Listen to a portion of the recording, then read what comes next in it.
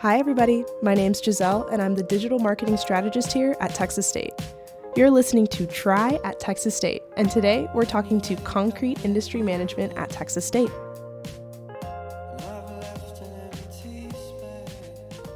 It's not often that you think about what all goes into concrete, or how much it's involved in our everyday lives. Concrete is the second most used substance in the world after water. And at Texas State, we have one of 5 programs in the nation that focus on concrete industry management. When I met up with Dr. Moro in the MIDI building, he guided me through the concrete lab, where students were pouring, mixing, and testing the concrete for an upcoming exam. Do we have to make sure all the equipment's wet or damp, or is it going to be kind of like that for us? No, you need to make sure. I'm Carlos Moro, and I am an assistant professor at Texas State. Perfect. Okay, so what courses do you teach, Dr. Moro?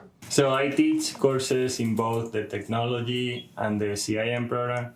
In the CIM program, I teach fundamentals and properties of concrete, but also understanding the concrete construction system. And then in the technology part, I teach statics and strength of materials. How did you get involved in all this concrete stuff? Because I know you were a different major. Yeah. You already graduated. Yeah, so I had studied animation. This is Joe Grout. I'm Joe Grout. I'm a CIM student at Texas State. I met him whenever I went to visit the concrete lab. He's not your traditional freshman. He was an animation major at a different college before he came to CIM at Texas State. I started to look for something that would take care of my needs financially, but then separately be creatively fulfilling. And weirdly enough, the thing I started to do in my free time that was scratching the creative itch for me is I started making concrete sculptures. I don't know what it was that got me into that, but I just found my way into that and had worked out this method for making molds, and it was really satisfying. So I was playing around with that a lot and really enjoying working with concrete. On the other hand, I had ended up working at a funeral home and cemetery. One of the things we deal with is concrete outer burial containers that caskets are placed in for burial. And so we worked with a concrete prefab manufacturer to get those. And after we had a meeting one time where they were talking through their product lines with us and the processes they're using to make it, which was like, first introduction into the prefab side of concrete, and I was like, I never thought about working with concrete. And so those two kind of came together, and I started to think about working in concrete. And one of the job postings I ran into listed its preferred education experience as concrete industry management. So I looked up concrete industry management. I was living in Austin at the time, and I was like, what are the chances that we've got this program right in my backyard? The more I looked at it, the more I was like, oh no, this seems like it'd be a really good fit, and kind of gradually warmed back up to the idea of going back to school. And now that I'm here, I'm really excited about the path that's putting me on and all that the program's got me involved with, and I can tell that it's going to put me on a really good trajectory. What makes this program so rare and unique? You only have 5 universities that makes this, not only in the US, but also in the world. That's why this program is such a good opportunity, because you have completely different jobs, all in the same industry, but after graduation, we have 100% of job placement because of that, because we have so many opportunities to fulfill those positions. So this industry is so big. Concrete is the most used material, and in fact construction material in the world. What is the kind of research you're doing in this concrete lab? So what we are trying to do in my research specifically to make our materials more sustainable. We can make it in 3 different ways, as I like saying, that using the 3 Ps. So those 3 Ps are performance, pollution, and production. So it's changing the performance of the material, making our material more strong, more durable, so it's gonna last more, so you don't have to rebuild our highways every 10 years, for example. Also reducing the pollution. There are ways that the concrete can uptake the NOx gases, NOx. So it's basically the gases that the cars produce. Okay. So there are types of concrete that can kind of eat that and convert it in another thing that is harmless. Also, we can uptake CO2 from the environment permanently uptake CO2 and store it in our materials.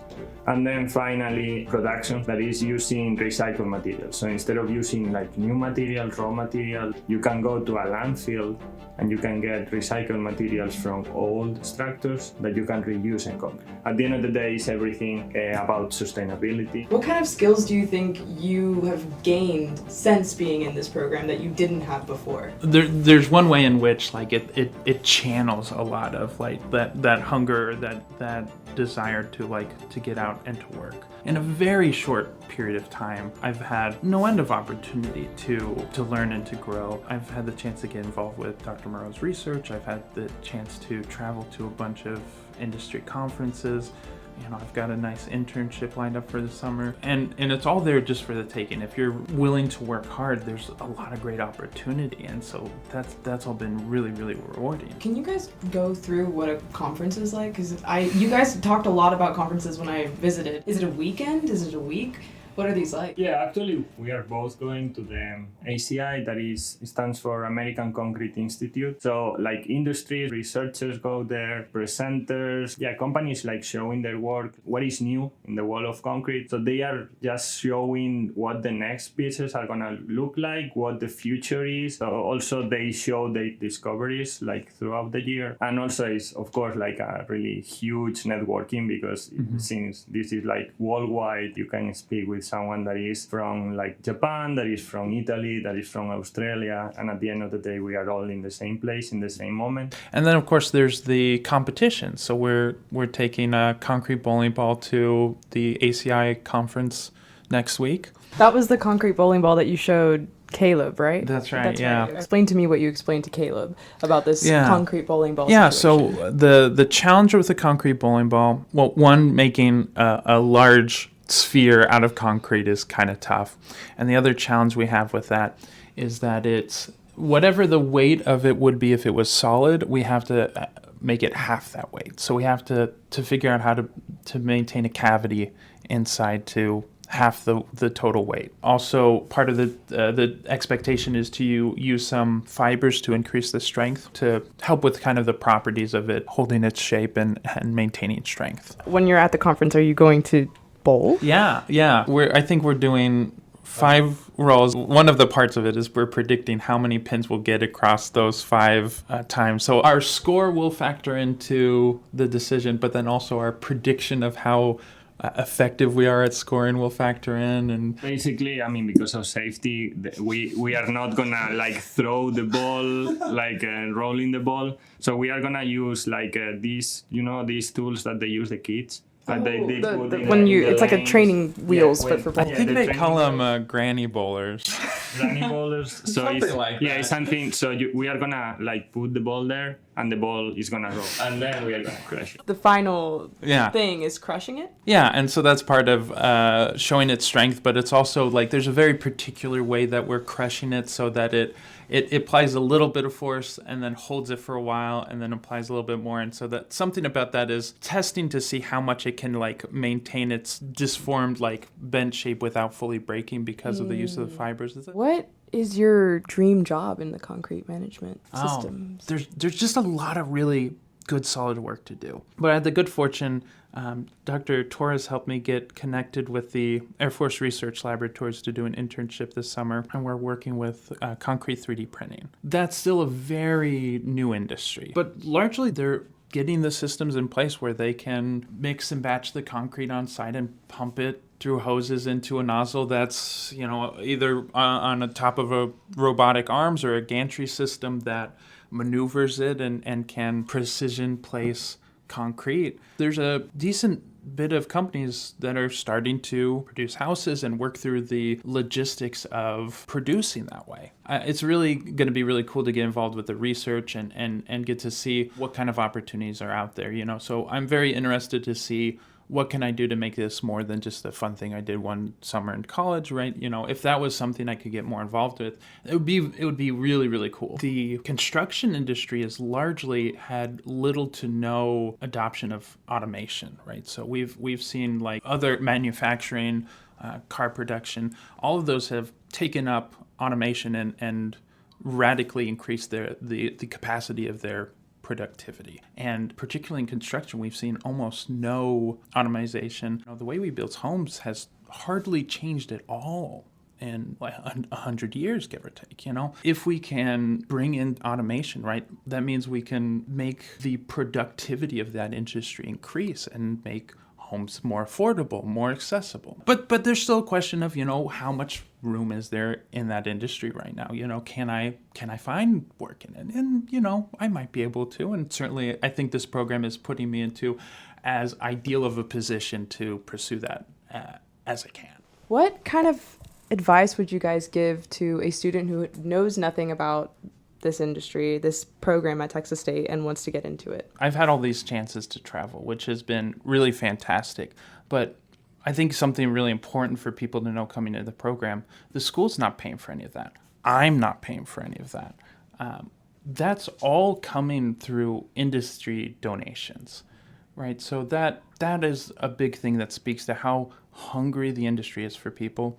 Like I would so much encourage people to take a look at it and get a deeper understanding of what's going on in the program, because it's not a degree in mixing concrete. It's not a degree in finishing and pouring concrete. It's science, it's management. We're doing material science and understanding the applications to how to lead projects and applying that right, and how to, maintain productions of concrete, right? So I haven't talked to anyone who doesn't come away from a conversation having a deeper understanding of there's a lot going on with concrete, and it's very interesting. So there's a lot of great opportunity. There's a lot of hunger in the industry. And so if that's in your ballpark of things you're interested in, really take a look at it, right? Yeah. I love that. Well, thank you guys. Thank you. Appreciate it. Yeah. Awesome. Thanks so much to Dr. Moro and Joe for having this conversation with me. I followed up with them to see how their concrete bowling balls did at the conference, and Dr. Moro replied, "The airline broke one of our balls, they were inside a checked bag, and the other one broke during the bowling part after doing 9 out of 9 strikes. So, in short, they were well designed, but unexpected things demolished our hopes. Otherwise, we would have been in the top 5 or so. Oh, so bittersweet, but y'all are still top 5 in my heart." Anyways, thank you for listening to this episode of the Try at Texas State podcast. Make sure to tune in next time to learn more about something else you can try on campus at Texas State. And remember to follow us on Instagram, Twitter, Facebook, and YouTube at TXST. This podcast is a production of the Division of Marketing and Communications at Texas State University. Podcasts appearing on the Texas State University Network represent the views of the hosts and guests, not of Texas State University. Again, I'm your host, Giselle Kowalski, and I'll see you guys next time. Bye, y'all.